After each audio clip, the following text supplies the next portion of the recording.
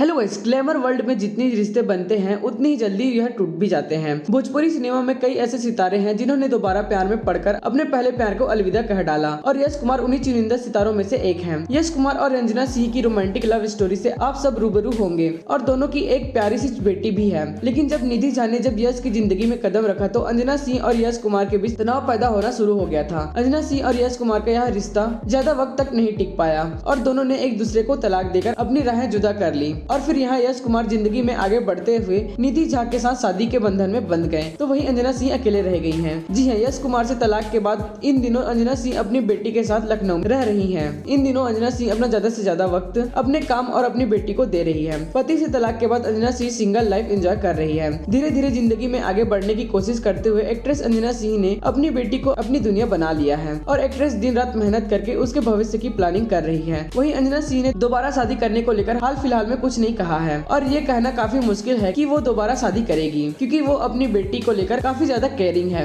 इसी के साथ अंजना सिंह अक्सर डेली लाइफ अपडेट अपने चाहने वालों के साथ शेयर करती नजर आती हैं। वहीं अंजना सिंह इन दिनों एक के बाद एक धमाकेदार भोजपुरी फिल्मों में काम करती दिख रही हैं। वैसे आज की डेट में एक बच्ची को अकेले पालने के लिए बहुत हिम्मत चाहिए जो कि अंजना सिंह के पास है। इसी के साथ वो कई लोगों के लिए एक मिसाल है। वैसे क्या आप भी अंजना सिंह के फैन हैं? कमेंट में जरूर बताएं।